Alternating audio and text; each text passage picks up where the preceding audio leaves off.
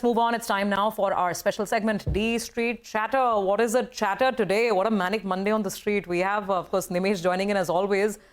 Nimesh, as if Friday wasn't enough, now this Monday has completely eclipsed what we saw on Friday. What is it that you've been picking up?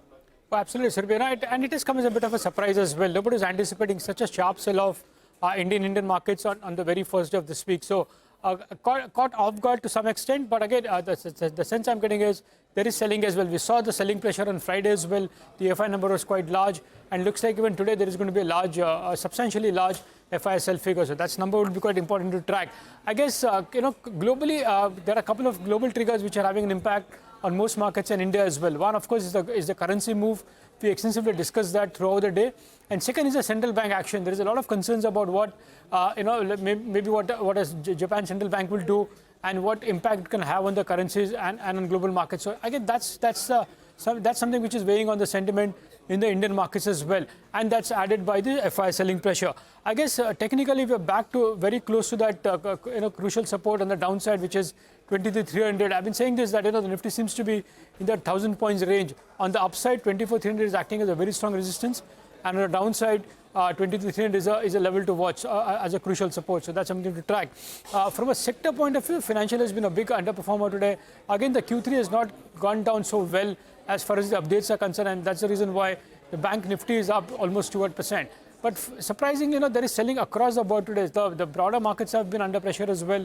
The mid-cap index is down 2.5%, the small cap is down 3%, and looks like there is selling across the board. So a bit of unwinding as well from the retail and HN investors in the broader market. But largely it's because of the global cues and the fact that the FI selling has intensified again. That's adding pressure to the Indian stocks and broader markets as well. Indeed, Nimesh, a rather weak trading session. That FI number we look out for. But what about individual stocks? What are you picking up? So in terms of individual names, Nigel, the first stock is Marico. Well, the update was quite strong.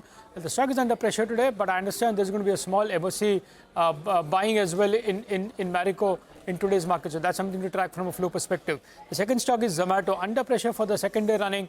There are aggressive sellers is what I understand. And looks like some larger FI seems to be active sellers as well in Zomato of late. So that's the reason why that stock is relatively underperformed for the last couple of days. And so is the case today as well. The third stock is Sequent Scientific. Well, the stock has been consolidating. I understand there could be a corporate development very soon. The city is anticipating some inorganic move by the company very soon. So that's a trigger in Sequent Scientific. And the last is Transrail Lightning, a recent listing. Since listing, the stock is up 20-odd%.